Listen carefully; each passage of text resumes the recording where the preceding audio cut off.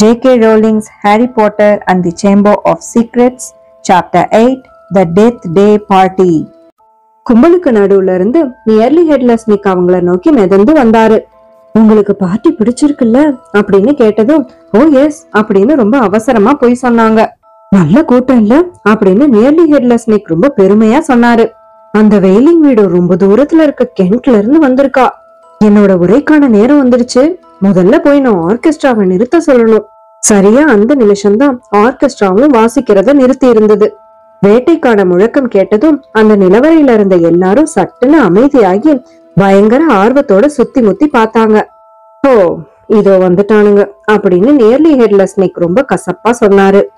அந்த நிலவரையோட சுவர்க்குள்ள பூந்து வெடிச்சு செதறி வந்தது போல ஒரு டசன் ஆவி குதிரைகள் மேல தலையில்லாத குதிரை வீரர்கள் சவாரி செஞ்சபடி வந்தாங்க. அத பார்த்து அங்க இருந்த அத்தனை பேரும் பயங்கரமா கைத்தட்ட ஆரம்பிச்சிட்டாங்க. ஹாரி கூட கைத்தட்ட தொடங்கி இருந்தான். ஆனா நிக்கோட முகத்தை பார்த்து சட்டுன்னு நிறுத்திட்டான். குதிரைகள் நடன மேடையோட நடுவுல குதிச்சு வந்து நின்னது. அப்புறம் திடீர்னு ரெண்டு முன்காலையும் ஒரு தடவை தூக்கி நிறுத்துச்சு. முன்னாடி வந்த ஒரு பெரிய ஆவி தாடியுள்ள தன்னோட தலைய கைக்கு கீழே வச்சு அழுத்தி பிடிச்சிருந்தது. வேட்டை கொம்ப ஒரு தடவை முழங்கிட்டு குதிரையில இருந்து கீழே குதிச்சு இறங்கி எல்லாரையும் நல்லா பாக்குறதுக்காக தலைய உயர்த்தி தூக்கி பிடிச்சதும் அத்தனை பேரும் சத்தமா சிரிச்சாங்க. அப்புறம் அவரு நேரா நியர்லி ஹெட்லெஸ் நிக்க நோக்கி நடந்து வந்தபடியே தன்னோட தலைய கழுத்தோட சேர்த்து வச்சு அழுத்திக்கிட்டாரு. நிக் அப்படின்னு கர்ஜனையான குரல்ல, எப்படி இருக்க? இன்னும் கழுத்துல இருந்து தலை தொங்கிக்கிட்டு தான் இருக்குதா அப்படின்னு கேட்டபடியே தானாவே ஒரு தடவை சத்தமா சிரிச்சுட்டு நியர்லி ஹெட்லெஸ் நிக்கோட தோல்ல ஒரு தடவை தட்டி கொடுத்தாரு. வெல்கம் பேட்ரிக் அப்படின்னு நிக்கு ரொம்ப வெறப்பா சொன்னாரு. ஹாரி, ரான் அண்ட் ஹெர்மைனிய பார்த்து, மனிதர்களா அப்படின்னு கேட்ட சர் பேட்ரிக் ஒரு போலியான பெரிய ஆச்சரியத்தோட துள்ளி குதிச்சதும் மறுபடியும் அவரு கழுத்துல இருந்து தலை கழண்டு விழ மொத்த கும்பலும் விழுந்து விழுந்து சிரிக்க ஆரம்பிச்சது. ரொம்ப பிரமாதம் அப்படின்னு நியர்லி ஹெட்லெஸ் நிக் ரொம்ப கடுப்பா சொன்னாரு. இதெல்லாம் பெருசா எடுத்துக்காத நிக் அப்படின்னு தரையில விழுந்து கிடந்த சர் பேட்ரிக்கோட தலை சத்தமா சொன்னது. வேட்டையில சேர்த்துக்கலன்னு இன்னும் வருத்தத்தோட தான் இருக்கியா? ஆனா நான் என்ன சொல்றேன்னா, இப்ப எடுத்துக்காட்டா இந்த ஆளை பாரு. நிக்கு முகத்துல இருந்த அர்த்தமுள்ள பார்வையை உணர்ந்த ஹாரி ரொம்ப அவசரமா, நான் என்ன நினைக்கிறேன்னா, நிக்கு ரொம்ப பயங்கரமானவரு. அது மட்டும் இல்லாம அப்படின்னு கத்துன சர் பேட்ரிக்கோட தலை, நான் அடிச்சு சொல்றேன், நிச்சயமா அவருதானே உன்னை இத சொல்ல சொன்னாரு. விருந்தினர்கள் கவனத்திற்கு, இது என்னுடைய வரவேற்புரைக்கான நேரம் அப்படின்னு நியர்லி ஹெட்லெஸ் நிக் ரொம்ப சத்தமா சொல்லிட்டு மேடையை நோக்கி நடந்து போய் குளிர்ந்த நீல ஒளியோட இருந்த இடத்து மேல ஏறினாரு. மதிப்பிற்குரிய மறைந்த பிரபுக்களே, பெரியோர்களே, தாய்மார்களே, மிகப்பெரிய துக்கத்தோடு, ஆனா அங்க இருந்த யாரும் அவரோட பேச்சு கவனிச்சதாவே தெரியல. சர் பேட்ரிக் மற்றும் அவரோட மற்ற தலையில்லாத வீரர்கள் எல்லாரும் சேர்ந்து ஹெட் ஹாக்கி விளையாட்ட தொடங்கி இருந்தது. மொத்த கும்பலும் ஆர்வத்தோட திரும்பி பாத்துக்கிட்டு இருந்தது. நியர்லி ஹெட்லெஸ் நிக் விருந்தினர்களோட கவனத்தை தன்னை நோக்கி ஈர்க்க வீண் முயற்சி செஞ்சுக்கிட்டு இருந்தாருன்னு தான் சொல்லணும். ஆனா சர் பேட்ரிக்கோட தலை காத்துல பறந்து வந்தபடியே தன்னை கடந்து போய் விழுந்தப்ப எழுந்த உற்சாக கூக்குரலோட அந்த முயற்சியையும் கைவிட்டுட்டாரு. ஹாரிக்கு இப்ப ரொம்பவே குளிர ஆரம்பிச்சது. பசிய பத்தி சொல்லவே வேண்டாம். இதுக்கு மேல என்னால நிக்கவே முடியாது அப்படின்னு முணுமுணுத்த ரானோட பற்கள் குளிர்ல கடகட நடுங்க ஆரம்பிச்சது. ஆர்கெஸ்ட்ராவும் அப்பதான் இசைக்க தொடங்கி இருந்தது. ஆவிகள் எல்லாரும் மிதந்தபடியே நடன மேடையை நோக்கி படையெடுக்க ஆரம்பிச்சாங்க. சரி வாங்க போலாம் அப்படின்னு ரான் சொன்னதை ஒத்துக்கிட்டு ஹாரியும் அங்கிருந்து கிளம்புனான். அவங்கள உற்று நோக்குனவங்க எல்லாரையும் பார்த்து தலையசைச்சபடியே நிலவரையோட கதவை நோக்கி திரும்பி நடக்க ஆரம்பிச்சாங்க. சில நிமிஷங்களுக்கு அப்புறமா கருப்பு நிற மெழுகுவர்த்திகள் ஏற்றப்பட்ட பாதை வழியா திரும்பி வேகமா நடந்து போய்கிட்டு இருந்தாங்க. புட்டிங் இந்நேரம் முடிஞ்சிருக்காதுன்னு நினைக்கிறேன் அப்படின்னு நம்பிக்கையோட ரான் சொன்னபடியே என்ட்ரன்ஸ் ஹாலுக்கு போற படிகளை நோக்கி வேகமா முன்னேறி நடந்தான். அப்புறமா ஹாரி காதுல அந்த சத்தம் கேட்டது. லாக்ஹார்ட் ஆபீஸ்ல கேட்ட அதே குரல், கொடூரமான கொலைவெறி உள்ள அதே குரல்.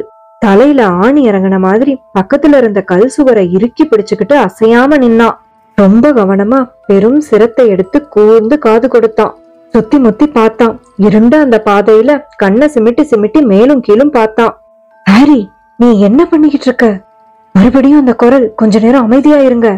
பயங்கர பசி, பலகாலமா கவனிங்க அப்படின்னு ரொம்ப அவசரமா ஹாரி சொன்னத ரானும் ஹெர்மாயினியும் உறைஞ்சு போய் நின்னு பாத்துக்கிட்டு இருந்தாங்க. Kill, time to kill. அந்த குரலோட ஒலி கொஞ்சம் கொஞ்சமா மங்கிக்கிட்டே போனது. அது நகர்ந்துகிட்டே இருக்குன்னு ஹாரிக்கு உறுதியா தெரிஞ்சது. மேல் நோக்கி நகர்ந்தது.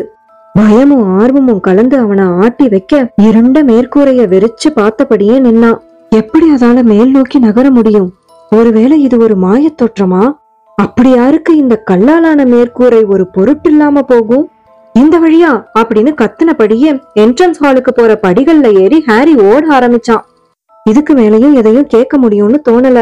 ஹாலோவின் விருந்துல இருந்து வந்த பேச்சு சத்தம் கிரேட் ஹாலுக்கு வெளியே எதிரொலிச்சது. ஹாரி மார்பிள் படிக்கட்டுல ஏறி முதல் தளத்தை நோக்கி ஓட ஆரம்பிச்சான். ரானும் ஹெர்மாயினியும் சலசலத்தபடியே அவன் பின்னாடியே ஓடுனாங்க. ஹாரி, நாம எங்கதான்? ஹாரி பெரும் சிரத்தையோட காது கொடுத்து கவனிச்சான். ரொம்ப தூரத்துல முதல் தளத்துக்கு மேல சத்தம் மேலும் மேலும் மங்கி வந்தபடியே மறுபடியும் அந்த குரல் கேட்டது. ரத்த வாடை வருது, எனக்கு ரத்த வாடை வருது. ஹாரிக்கு வயிற்றுக்குள்ள புளிய கரைச்சது. அது யாரையோ கொல்ல போகுது அப்படின்னு கத்தினபடியே ரான் அண்ட் ஹெர்மாயினியோட இருண்டு போன முகங்களை புறக்கணிச்சுட்டு ஒரு அடிக்கு 3 படிகளை தாண்டி தன்னோட காலடி சத்தத்துக்கு நடுவுல அந்த குரலை கேட்க முயற்சி பண்ணினபடியே 2ஆம் தளத்தை நோக்கி வேகமா ஓடுனான். செகண்ட் ஃப்ளோர் முழுக்க கண்ணா பின்னான்னு ஓடுனான். ரானும் ஹெர்மாயினியும் மூச்சு வாங்கினபடியே அவன் பின்னாடி ஓடினாங்க. வெறிச்சோடி போயிருந்த ஒரு பாதையில திரும்புற வர அவங்க ஓட்டத்தை நிறுத்தல. ஹாரி, என்னதான் நடக்குது அப்படின்னு முகத்துல வழிஞ்ச வியர்வைய தொடச்சபடியே கேட்ட ரான், எனக்கு எதுவுமே கேட்கலையே. ஆனா ஹெர்மாயினி திடீர்னு அதிர்ச்சியில மூச்சை இழுத்து பிடிச்சபடியே அந்த காரிடார்ல தாழ்வா எதையோ சுட்டி காமிச்சா. அங்க பாருங்க. அவங்களுக்கு முன்னாடி இருந்த சுவர்ல ஏதோ மினுமினுப்பா தெரிஞ்சது. இருட்டுல கண்ணை இமைச்சு பார்த்தபடியே மெல்லமா நெருங்கி போனாங்க. 2 ஜன்னல்களுக்கு நடுவுல இருந்த சுவர்ல எழுதப்பட்டிருந்த 1 அடி உயரமுள்ள பிரம்மாண்டமான வார்த்தைகள் ஏற்றி வைக்கப்பட்டிருந்த தீப்பந்த ஒளியில மினுமினுப்பா பிரகாசிச்சது. The chamber of secrets has been opened. Enemies of the air beware. அதுக்கு கீழே என்ன தொங்கிக்கிட்டு இருக்கு அப்படின்னு ரான் நடுக்கமான குரல்ல கேட்டான். அவங்க மேற்கொண்டு கிட்ட நெருங்கி போனப்போ தரையில குளம் போல பெரிய அளவுல கடந்த தண்ணியில ஹாரி வழுக்கி விழ பார்த்தான். ரானும் ஹெர்மாயினியும் அவனை தாங்கி பிடிச்சிட்டாங்க. அந்த எழுத்துக்களை நெருங்கி போனாங்க. கண்கள் அதுக்கு கீழே இருந்த நிழல்ல நிலை கொண்டது. அது என்னதுன்னு 3 பேரும் ஒரே நேரத்துல உணர்ந்த அந்த நொடி தூக்கி வாரி போட்டு துள்ளி குதிச்சு ஒரு அடி பின்னாடி நகர்ந்தாங்க. மிஸ்ஸஸ் நாரிஸ், கேர்டேக்கரோட பூனை, தீப்பந்தம் நிறுத்தி வைக்கிற தாங்கியில இருந்து வாள்ல கட்டி தொங்கிக்கிட்டு இருந்தது. ஒரு பலகைய போல வெறச்சு போய் கண்கள் அகண்டு வெறிச்சு பார்த்தபடியே சில வினாடிகள் அவங்களால நகரவே முடியல. அப்புறமா ரான் சொன்னான், நாம முதல்ல இங்க இருந்து கிளம்பிடலாம். நாம அதுக்கு போய் உதவ வேண்டாமா அப்படின்னு ஹாரி வாயில இருந்து உளறலான வார்த்தைகள் வந்தது. நான் சொல்றது கேளு, நாம இங்க இருக்கிறது யாரு கண்லையும் பற்றக்கூடாது. ஆனா அவன் அப்படி சொன்னது ரொம்ப தாமதம். தூரத்துல இருந்து இடிக்கிற கணக்கா வந்த இரைச்சல் சத்தம் ஹாலோவின் விருந்து முடிஞ்சிருச்சுங்கிறத உணர்த்துச்சு. அவங்க நின்னுகிட்டு இருந்த இடத்துக்கு 2 திசையில இருந்தும் நல்லா சாப்பிட்டு சந்தோஷமா சத்தமா பேசினபடியே படிகள்ல ஏறி வந்துகிட்டு இருந்த 100கணக்கான மாணவர்களோட காலடி சத்தம் கேட்டது. அடுத்த நிமிஷம் அந்த பாதையோட 2 முனையில இருந்தும் மாணவர்கள் அலைமோதி வந்தாங்க. தொங்கிக்கிட்டு இருந்த பூனைய பார்த்த முன்வரிசையில இருந்தவங்களோட பேச்சு சத்தமும் சலசலப்பும் சட்டுன்னு நின்னு போச்சு.